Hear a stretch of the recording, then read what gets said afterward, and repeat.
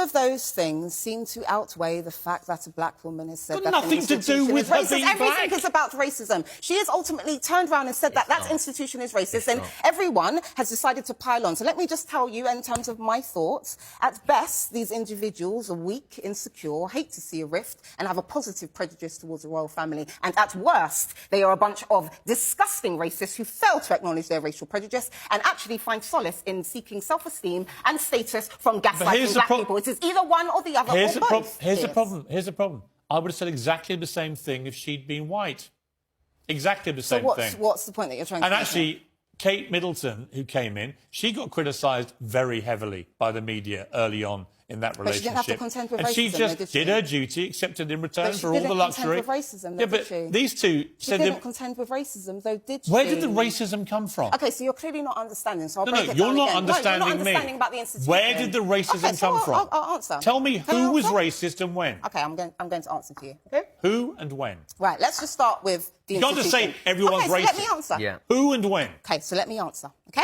Firstly, racism, as I've said over the last several years, and I'll say it again, racism is firmly interwoven into the fabric of British society due to its historical context. Right. And that wasn't my question. And that way, I'm answering your question. Not my question. Let me finish, Piers. Who was racist to Meghan and Harry in the British media?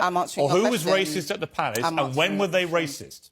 Can I answer your question now? Sure, give me one example. Perfect. So, firmly, racism is firmly interwoven into the fabric of British society. Just give me an example. Secondly, I'm going to make my point. I'm going to make my point. Hold on a second. Secondly, the royal family smeared their own name, tarnished their own name by failing to adopt anti-racism stances. Right. Is there one example or not? Hold on a second. And they've perpetuated racism. I only want one example. I'm giving you the example. They've of the British media being racist or someone at the palace, and who was it? I'm giving you an example. Let me finish, please. Is that OK, Piers? Thank you very much. So, you can answer the question. I'm going to answer the question. So, in terms of the institution, I'm going to give you several examples of covert racism, clearly, as you don't understand. First, can you give me one example? I'm going to. I do, but I see the flip side as well. I see where it's manipulated. We're going to have to go to a break. The Queen gives out badges that ultimately depicts a man, a white man with wings. Everything. The Queen either give me an example or say you can't. I'm giving you examples, but you won't let me speak. Give me one specific example. I'm giving you examples. All right, so in terms of media, because this is what happens with you,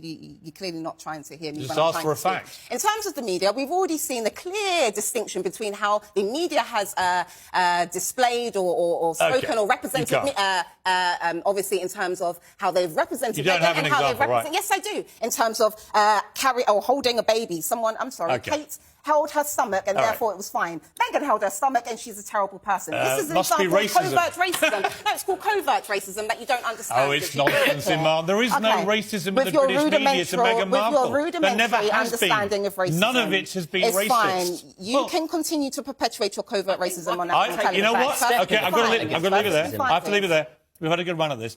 I don't have any racism, covert or overt. No, you have racial prejudice, and it manifests itself. I have no racial prejudice whatsoever.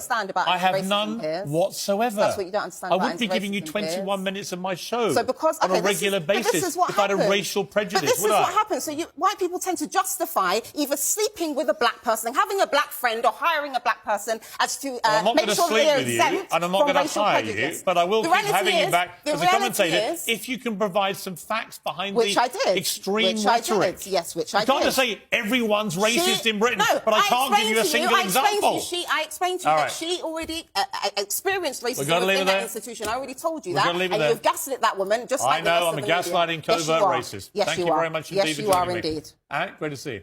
Thank you.